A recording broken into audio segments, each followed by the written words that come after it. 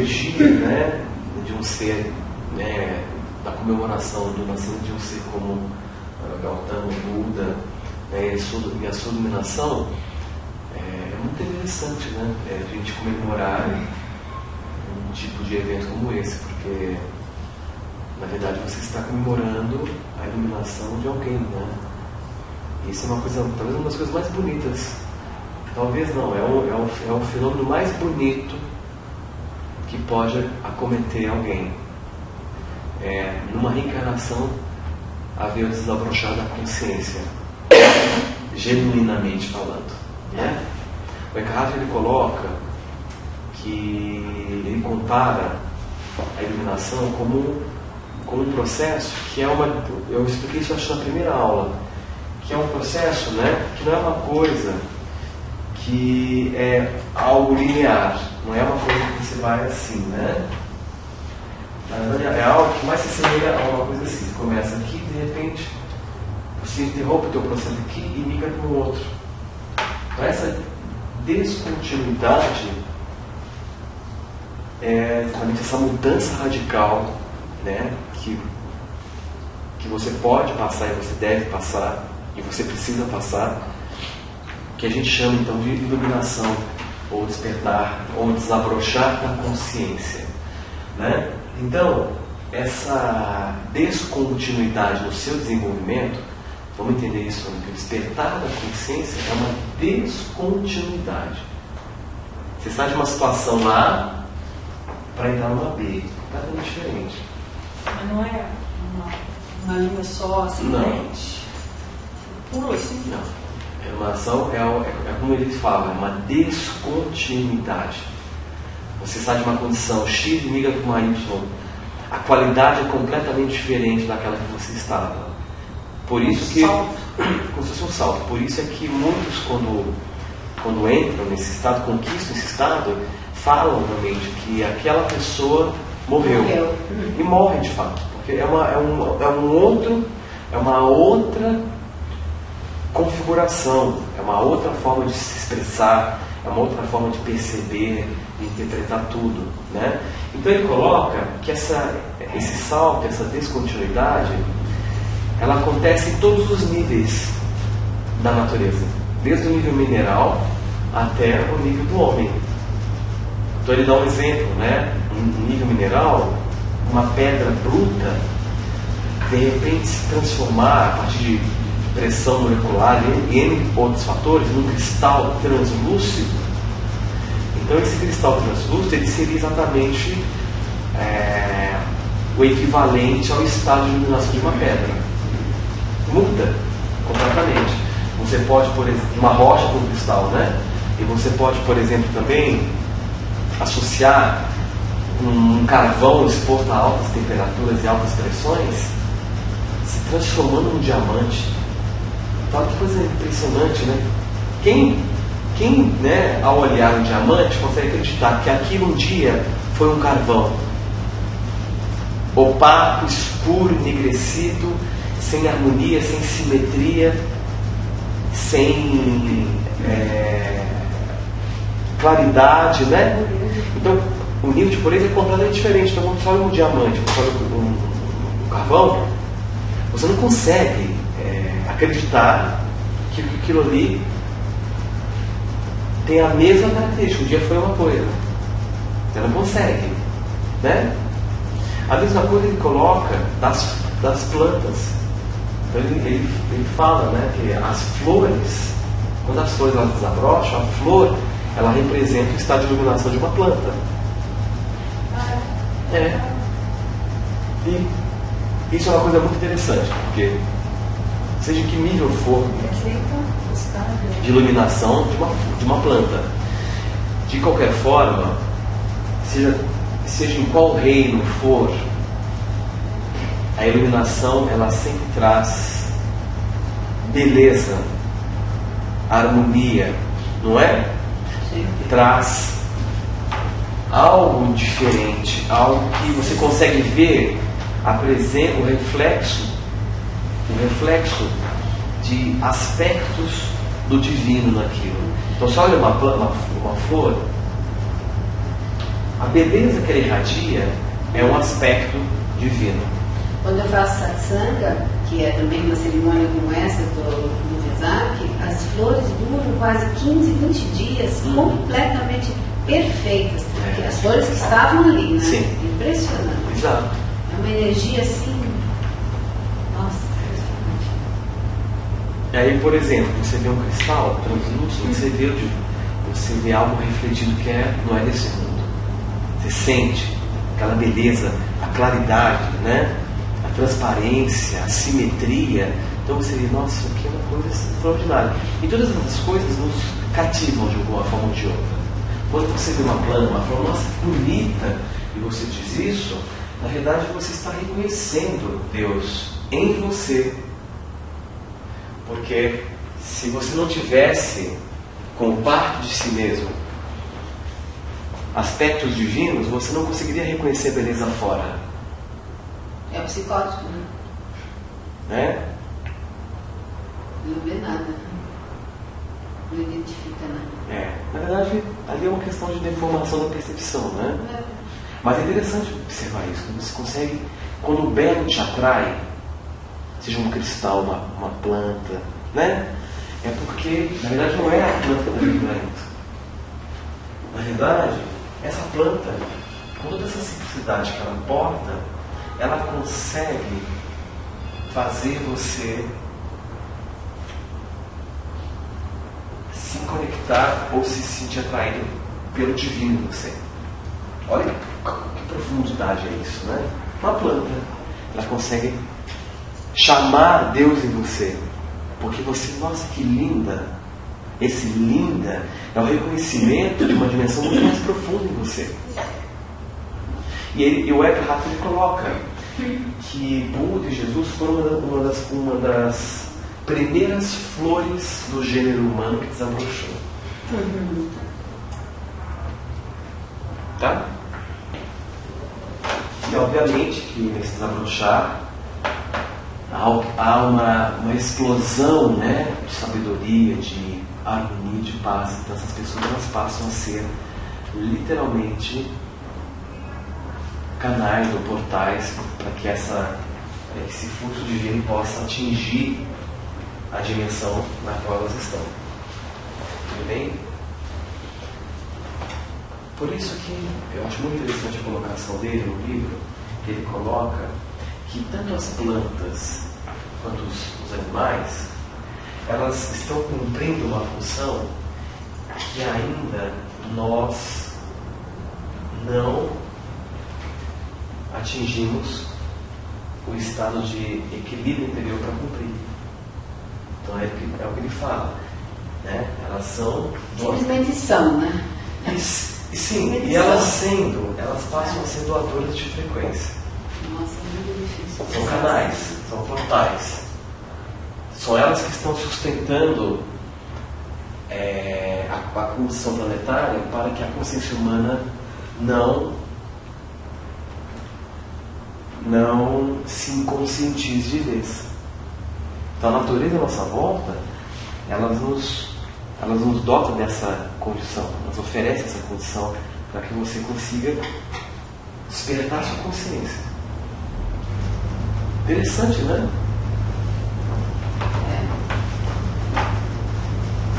Muito interessante isso. A diferença é isso, porque elas emanando aquilo em ressonância com a nossa energia, ela faz. Não, elas são canais, por elas flui uma inteligência muito profunda. Porque elas são. Na hora que você passar a ser, fluirá através de você uma inteligência, uma criatividade, uma sabedoria muito grande, que irá fazer com que você então tenha uma vida muito fácil. Esse é um ponto muito interessante. Muito interessante. Ter uma vida harmônica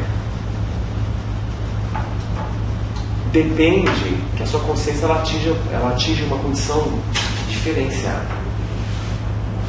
Gente, quanta coisa nós passamos, nós vivemos no dia a dia, que nos causam desequilíbrio, tormentos, Pelo simples fato do quê? Aí eu vou voltar para o ponto que eu parei de avançar. Pelo simples fato do quê? Que a gente dá atenção.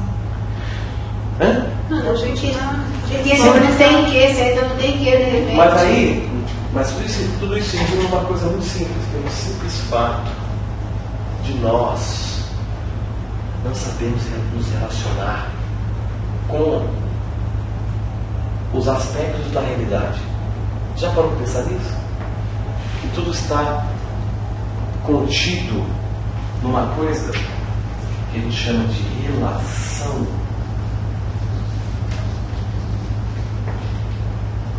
Tudo é relação. A forma como você se relaciona. Uma situação, ela tem. Existe alguma situação neste mundo? Olha o que eu vou colocar. Existe alguma situação neste mundo capaz de te perturbar e roubar a sua paz? Quando eu falo roubar a sua paz, o que eu quero dizer? Há alguma situação capaz de roubar você de si mesmo? Bem. Tem que tomar um cuidado louco. Vou ponderar. Olha a pergunta. Há alguma situação neste mundo com o poder de roubar a sua paz? Não há. Não existe se você se mantém presente em você.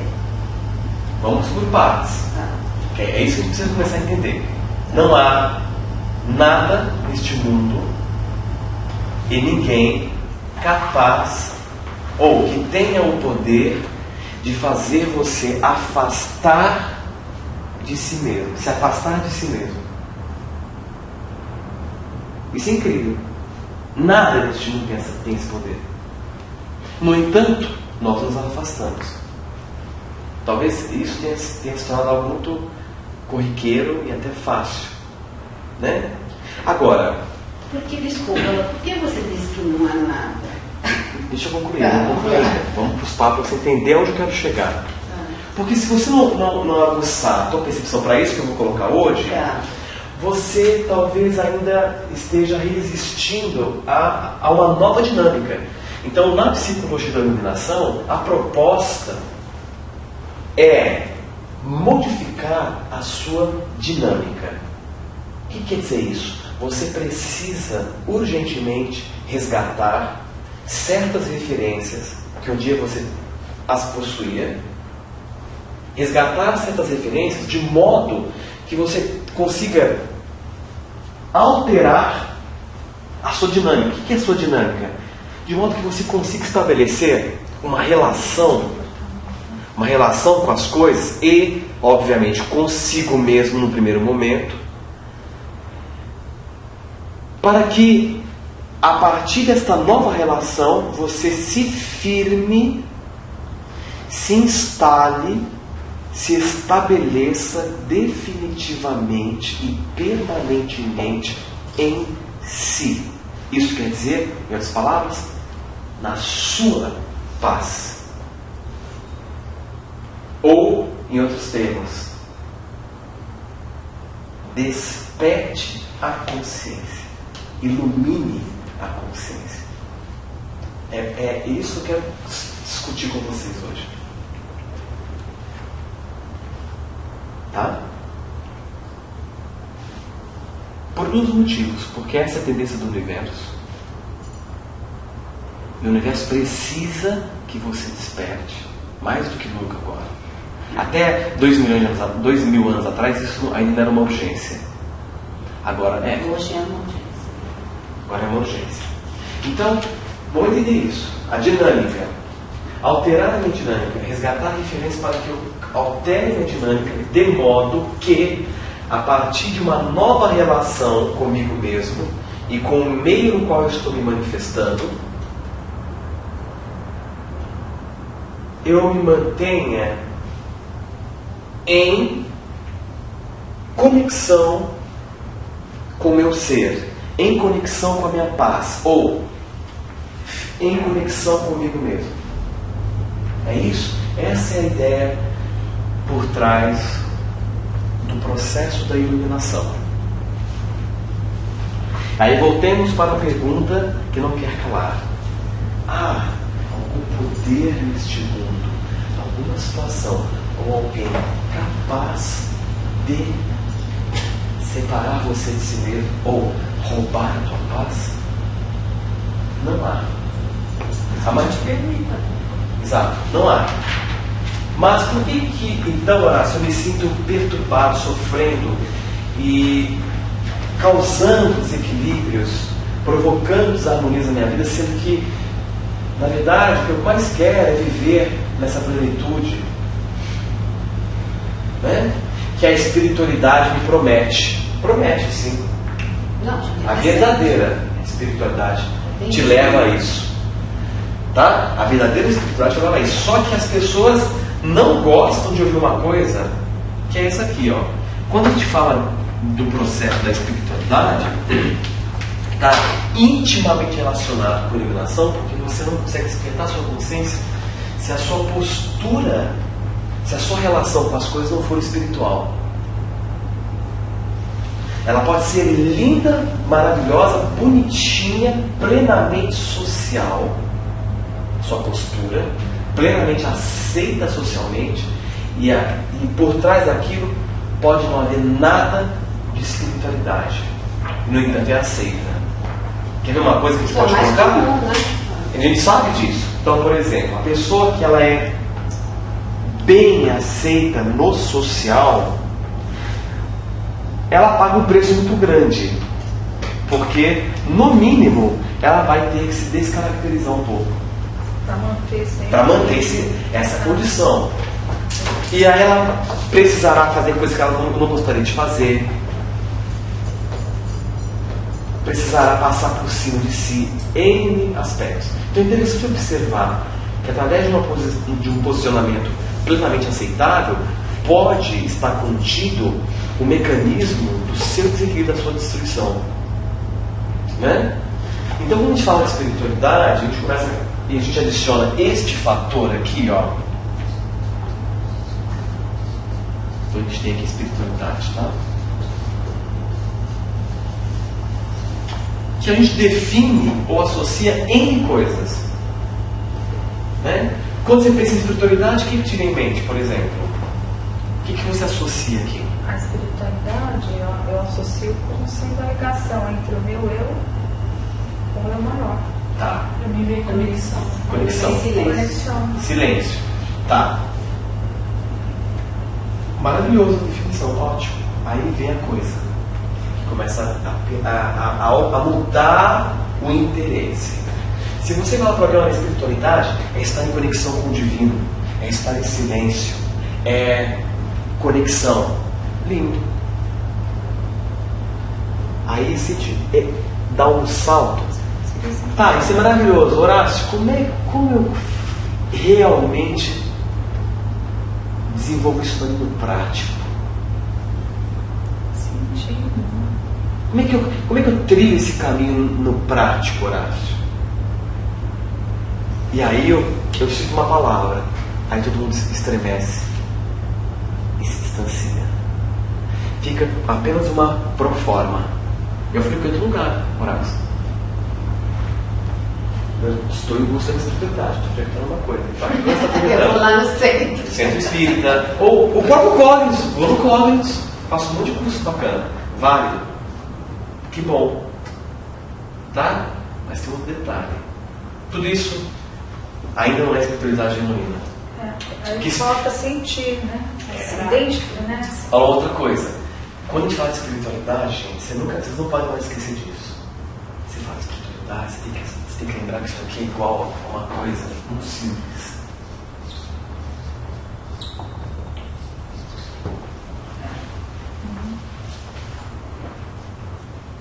E vou mais além. Com atitudes. Vou mais além.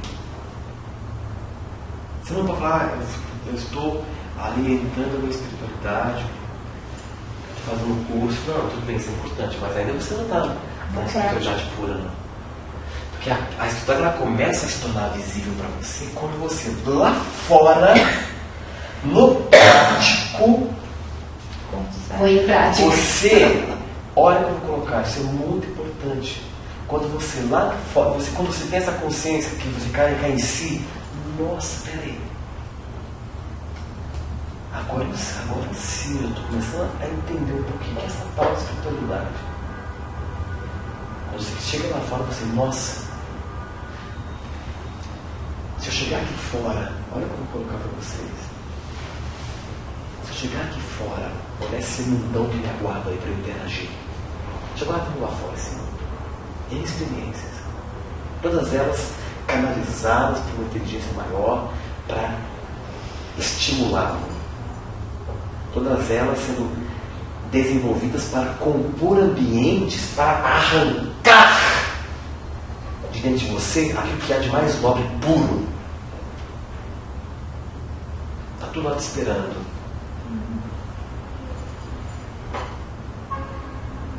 E se você então chegar lá fora e conseguir olhar com esses olhos que eu estou colocando aqui e entender uma coisa, nossa, já sei uma coisa.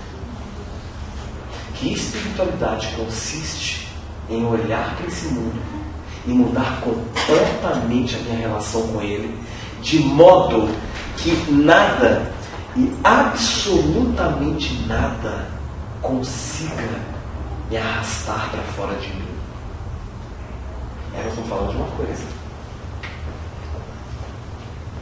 A prática da verdade. Mas agora, quando eu coloco este fator associado à espiritualidade, 70% para mais já pula fora. Horácio, você vai dar, não é, peraí, então agora você está mexendo com uma coisa aqui. Você viu que eu coloquei? Tudo lá fora, gente, todo esse mundo que está sendo composto por essa inteligência em você profunda, está sendo composto, esses ambientes que são gerados aí fora, para apenas puxar de dentro de você o teu ser, para ele chegar aqui. E quando eu falo ser, é aquela pessoa que está integrada com todo o universo. Ela vive em silêncio absoluto, ela é criativa, ela é feliz. Porque ela é. Agora vocês já sabem, não existe mais isso aqui, pelo amor de Deus, hein? Não existe mais isso aqui, não. Não existe mais essa relação. Não existe isso. Isso aqui é redundância. Mas se você é feliz, se que você quer, é só isso aqui, ó. É. Ser feliz é igual a ser, ponto. Então não pode focar ser feliz. Já é ego, né? Exato. Não dá para colocar ser feliz, porque é redundante. Eu quero ser feliz. Então, você quer ser. Quer ser. Você. Aí você está em busca. Não sabe como manifestar. Você está em busca disso. A grana que você quer ganhar, a casa boa que você quer morar, né, os cursos que você faz, está tudo voltado para você se sentir. Né? Isso é maravilhoso. Então, quando a gente chega nessa relação em que a gente começa a vislumbrar, entender que espiritualidade, gente, é uma das coisas mais práticas. Portanto, ela só vai ser trabalhada, isso eu já sei. Eu aprendi isso a duras penas, quer saber, porque foram várias vidas me enfundando em caverna. Eu posso falar por mim. Várias vezes encarnando como molho, me enfundando em caverna, vivendo como yoga, isolado de tudo, de todos, e aquilo só me privou de uma riqueza de estímulos que iria agilizar o colapso dessa estrutura do ego que mantém o meu ser cativo. Então, Horácio, mas eu estava me lembrando agora de algumas coisas que você colocou na aula de domingo. Então, eu acho que muito dos nossos problemas, das nossas angústias atuais, simplesmente elas se devem ao erro de um erro de interpretação. Exatamente. Então, assim, na hora que você colocou algumas coisas no domingo, de coisas que é tão assim, né? Falou, nossa, olha, não é mesmo? Então, assim, às vezes a gente procura tanto, às vezes está no entendimento da própria palavra. Agora sim. É isso. Aí a gente fica, entendeu? Então, assim, eu acho que a primeira conscientização é a gente não ter entendimento do que a palavra representa em si. Exato. Daí a gente já parte para outras buscas, por erro de informação, entendeu? Isso é passado para as pessoas, porque não existe essas pessoas que conseguem entender o verdadeiro sentido da palavra, usam isso como uma arma para ter as pessoas como sob domínio, né? Porque, por exemplo, algumas coisas fossem passadas da maneira que você colocou, sabe, a pessoa para pensar e ela, por si só, ela mesma consegue reverter todo o processo que ela Você falou tudo, exatamente, você entendeu? Então é apenas uma questão de conhecimento, relação, não está falando de relacionar com as coisas. Por exemplo, onde você acha que está existindo uma prática de espiritualidade genuína? Numa pessoa que ela está no meio de um engarrafamento na 23 de maio, tendo um compromisso da hora, tendo que ela talvez não consiga chegar, mas ela se mantém ali em paz, não querendo que isso fosse diferente, aceitando a situação plenamente, ou ela faz a opção de ficar em paz lá no meio do engarrafamento, ficando em paz com aquilo, em alinhamento absoluto com todo aquele fenômeno, ou aquela pessoa que está dentro de um curso sobre, sei lá,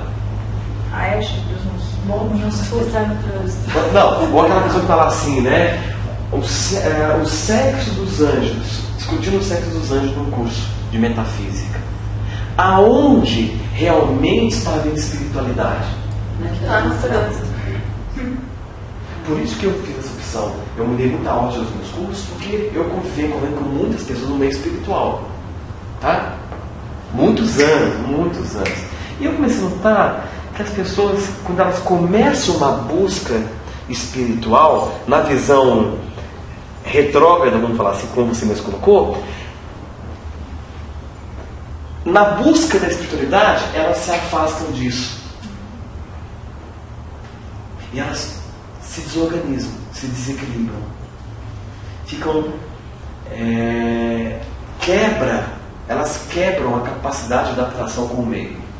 Então, mas ainda assim, Horácio, leva um tempo para a pessoa entender isso. Porque, por exemplo... Não é assim. Não, então, porque, por exemplo, eu, durante muito tempo, se eu estivesse no trânsito, já tendo feito alguns cursos, eu falo, puxa vida, já fiz tanto curso e ainda assim não consigo me equilibrar numa situação dessa. Então, não é só... tem que fazer, sei lá, tem que tomar um conhecimento, porque, por exemplo, o que você falou aqui, nas definições que você deu, muitas vezes a pessoa não tem nem acesso a essas informações, senão alguém não passar. Exato. Então, você tem que fazer o curso, você tem que ouvir as pessoas que têm esse conhecimento, como você tem para fazer a gente, olha, isso aqui quer dizer isso. Então, quando você fala isso, você já está querendo dizer, aí você começa a pensar. E depois que você conseguiu entender tudo isso, você aplicar isso num trânsito, em qualquer situação. Isso. Mas então não dá para fazer sozinho. Não dá, você precisa de alguém para te Eu ajudar. acho que essa palavra prática que eu confundi antes com a tua capacidade de repetidamente mergulhar em você no silêncio. Isso é uma coisa também. Porque isso te fortalece para permanecer na 23 de maio centrado. Sim. Isso que eu achei. Isso é importante, mas a prática aqui, eu não estou dizendo repetição de alguma coisa. Eu estou dizendo o seguinte, você, no ritmo normal da vida, você se dá o direito de mudar a relação, mudar a tua percepção. Há espiritualidade naquele que está esperando o ônibus e não se estressa. Há espiritualidade naquele que toma um fora e aceita com dignidade. Há espiritualidade naquele que erra e levanta com dignidade. Há espiritualidade naquele que não está mais à mercê de nada. Não espera que algo mude para ele poder ficar bem. Mas você acredita que alguém consegue isso sem todos os dias exercitar uma prática específica? A questão, veja, aí que está. Depende do caminho, depende da pessoa, depende do momento. Uma coisa é certa. Uma pessoa que só medita no quarto e ela esquece de mudar a relação dela no dia a dia, não vai chegar a nada. Não chega a nada. Mas eu acho que ainda assim, Horácio, tem que buscar o conhecimento. Sim. Mas esse é o ponto de partida. Você precisa expandir então, a mas ele falou uma vez que você não precisa estudar nada para chegar na mas por exemplo, não. Isso você comentou, mas por exemplo assim, eu entendi isso que você eu acho dizer. que hoje eu sinto que só isso, não sei se bastaria, porque por exemplo, pelo que eu vejo, sabe, cada vez que eu assisto uma coisa com você, uma aula, eu aprendo alguma coisa que eu vou adicionando e que está me fazendo chegar nessa pessoa que no trânsito consegue achar que aquilo lá faz parte, que alguma coisa eu tenho que aprender. Isso. Mas eu não sei se eu sozinha, sem ter vindo aqui, escutado você, Não. já lido algumas coisas, esse despertar assim, Mas sozinho, entendeu? Entenda que o fato de eu estar aqui... Eu não sei se é uma dificuldade minha. O fato de estar aqui hoje... Veja bem. Não me garante iluminação. Sim, mas o fato de eu estar aqui hoje falando para você sobre isso é apenas... Eu só estou aqui para justificar a sua própria criação. Você convergiu para ter acesso a essa informação. Mas quem fez isso em você? Alguma coisa em você criou toda essa situação com horários presentes, com as informações todas disponíveis, porque você está pronto. Sim. Então, o acesso a um conhecimento que expande a consciência, é proporcional ao estado de prontidão da pessoa. Se você não está pronta, você não consegue convergir situações, porque assim, se você vai galgando níveis de maturação da consciência, e se você chegou num patamar que isso aqui tudo para você não é assim que funciona, muita coisa que você aprendeu lá atrás, que você valorizava, nesse patamar que você está, você olha, isso aqui tudo é necessário. Foi interessante no momento, mas isso para mim já é obsoleto. Mais me prende e me limita do que me liberta. O conhecimento tem essa característica. Isso está me acontecendo, eu estou questionando tanta coisa. O conhecimento tem essa... Gente, o conhecimento ele tem uma natureza fugaz em termos de alimento. Então vai chegar um momento que você vai avançar, e você vai chegar num ponto que você vai ter a constatação, que é o que o Kant fala. Nossa, agora esta técnica de meditação está me limitando. Ele fala que vai chegar um momento que até você vai ter que se libertar, inclusive, da sua prática de meditação, para que você possa ser meditação. Por isso que o Osho ele definiu uma coisa interessante, que não há nenhum idioma que você consiga traduzir dhyana, que é a palavra em sânscrito que a gente usa para definir meditação, porque na definição de dhyana não há sujeito. Aí fica complicado. Como é que eu vou traduzir uma coisa em que não explica, não há aquele que pratica a meditação? Então, qual que é o significado de dhyana? Que aí a gente traduz com meditação. Ser meditação.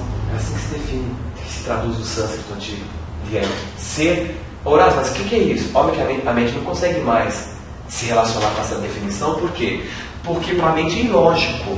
Não há um ser, o sujeito, cuja meditação é o seu objeto. Não há um sujeito que pratica a meditação. Há apenas ser meditação. Por isso que não se tem como traduzir isso num outro idioma. Porque não se tem como entender.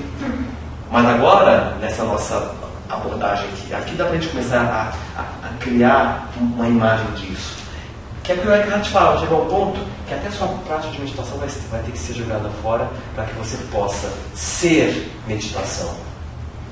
Porque enquanto há alguém que faz meditação, não existe meditação. A meditação ela só acontece quando aquele que praticava desaparece e resta apenas essa consciência em meditação pura, que é o seu estado natural. Então, o conhecimento é muito curioso, porque à medida que você vai avançando, nossa, impressionante. Você vai percebendo que aquilo que te bastava agora está te prendendo. Aquilo que te propunha. mais Não, e insaciável. você fica com medo de jogar tudo aquilo e fala, pô, mas foi tão trabalhoso chegar até aí, Pois como é. que eu vou jogar tudo fora agora? Mas é assim, aquilo que te satisfazia e que te propunha uma caminhada, um horizonte amplo, depois de um patamar, você olha, nossa, como era ainda imatura aqui, ó.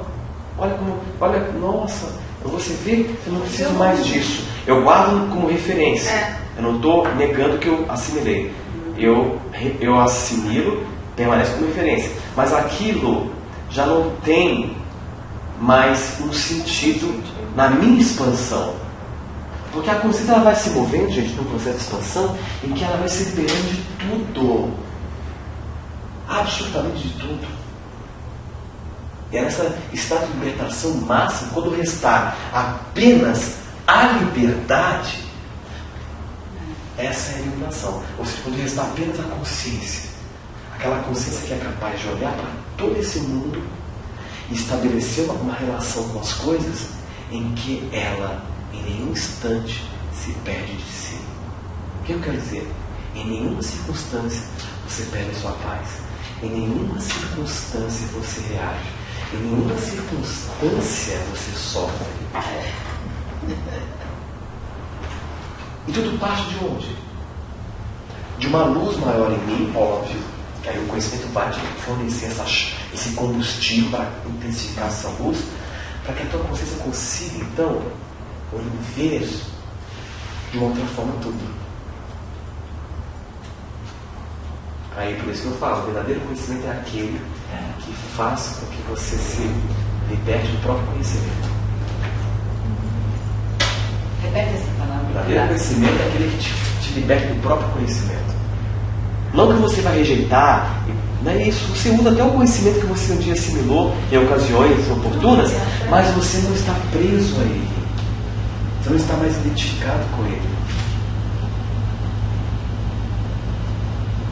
Então, um ser nessa condição, que a gente pode lembrar da criança, a criança estava nessa condição, mas sem a lucidez que ela vai conquistar. Mas um ser nessa condição é aquele ser que olha para o mundo, independente de que o mundo, ele é importante quando a gente fala de algo que é imortal. Quando a gente trata de algo que é imortal, como a consciência ou o espírito, é importante também a gente enfatizar tudo aquilo que é finito, para criar uma percepção de contraste. Então, quando a gente fala da imortalidade, da imutabilidade do ser, nós podemos também abordar aquilo que está no extremo oposto, que é a natureza efêmera deste mundo da forma. Então, o que acontece? Esse mundo da forma é natural, faz parte da dinâmica dele. E eu vou dar uma péssima notícia, pode ser uma ótima notícia, dependendo do ângulo, que neste mundo jamais você vai conquistar uma estabilidade. Isso é verdade. Dá para notar isso? Então você, obviamente que se esse mundo tem como natureza a instabilidade, ou seja, surge e obrigatoriamente aquilo vai ter que desaparecer logo em seguida. Isso em todas as áreas. Ninguém consegue estar 24 horas e permanentemente em sucesso absoluto, profissional. Você vai ter momentos de ascensão, momentos de flutuação. Isso E se ainda fosse assim, você vê uma pessoa próxima que não está, isso já... Não você teria que ter toda a plenitude de todos, né? Que te dizem... Isso é no afetivo. Aquilo que você um dia acreditava que ia te fazer feliz para cima, já não te faz. Que se acostuma com tudo. Né? Hora você está bem dinheiro, hora você não está, hora tem um estressezinho pintando. Ou se você está bem afetivamente, de saúde, já pega o financeiro. Se você está bem financeiramente e afetivo, já pega a saúde. Então, isso faz parte da dinâmica de um mundo que é efêmero. A questão é se você é capaz de, através dessa nova forma de se relacionar, abrir espaço para abraçar outra palavra: mudança. Então aquele ser que está desperto, ele vive com uma facilidade tremenda, porque ele já penetrou na essência das coisas. Então ele sabe que esse mundo funciona desta forma. E ele não vai querer que funcione diferente. Ele vai se adaptar. Aí lembra a palavra? Ele funciona bem. Resistência. E portanto ele está sempre pleno. Faça chuva, faça sol, está tudo bem, porque não opõe resistência. Nossa, clima horroroso, mas por que está tão horroroso? Você está falando isso? Ah, porque eu queria que estivesse sol. Mas por que você queria que estivesse sol? Para eu me sentir melhor. Você escreveu ali função? Função. Para eu me sentir melhor. Então notem que um dos perigos da relação egóica, então vamos de relação. Então uma forma é a relação da consciência, outra forma é a relação do ego. Um dos perigos da relação egóica é esse vício problemático de 24 horas você está elegendo coisas que te tragam para próximo de si. E aí tem uma coisa que eu queria revelar hoje para vocês. Essa mudança de relação que eu estou propondo aqui, né, que é você estar aqui e através dessa nova relação descobrir que nada te tira do teu centro. Nada. Depende de uma coisa. Qual é a natureza em você que você está se polarizando? Nós temos duas naturezas. Uma é genuína, a outra é uma fraude. Se você está muito polarizado com o seu ego, significa que você está alinhado com a natureza do ego. Gente, olha que coisa incrível. O ego, este eu, que só existe como uma história, É a personalidade. que é a personalidade, este eu que só consegue existir a partir de uma história, certo? Eu mais a minha história. Então eu não é só eu, é eu mais minha história. Por quê? Porque ele é dependente desde sua gênese de um conteúdo, certo? O primeiro conteúdo que você assimilou foi um som. Esse som se tornou pensamento e você se identificou com ele, que foi o som eu. Não é isso? Esse é um som, eu. Então você ouve o som eu, a criança ouve o som eu, ela assimila e ela forma a primeira estrutura mental dentro dela que ela se identifica, eu. Por isso que a criança, quando ela começa aos poucos a formar o ego dela e posteriormente se identificar, antes disso, ela se refere na terceira pessoa. É, verdade. Muitas vezes. Fábio quer isso. É. Fábio quer brincar. Aos 3 anos. Né? Isso é tão bonito porque ela ainda não está identificada com a identidade. Fábio quer brincar. Não sou eu. Eu, na verdade, é uma coisa muito mais profunda. Mas essa identidade quer fazer as coisas. Então ela ainda tem esse espaço. Até que a cultura vai suprimindo tanto que ela liga. Ela se funde àquela estrutura mental do eu. E o que acontece? Logo em seguida, ela entra num surto de posse, onde ela é capaz de brigar, porque tudo é dela, é meu caminho, é minha boneca. E ela entra naquele processo porque a bonequinha que ela ganha é o primeiro conteúdo que faz ela se sentir mais eu do que o amiguinho. Não é assim? Que a coisa vai se estruturando? Então você imagina uma coisa, que eu nunca falei isso em curso. O ego tem como essência depender de algo. Dá para notar isso?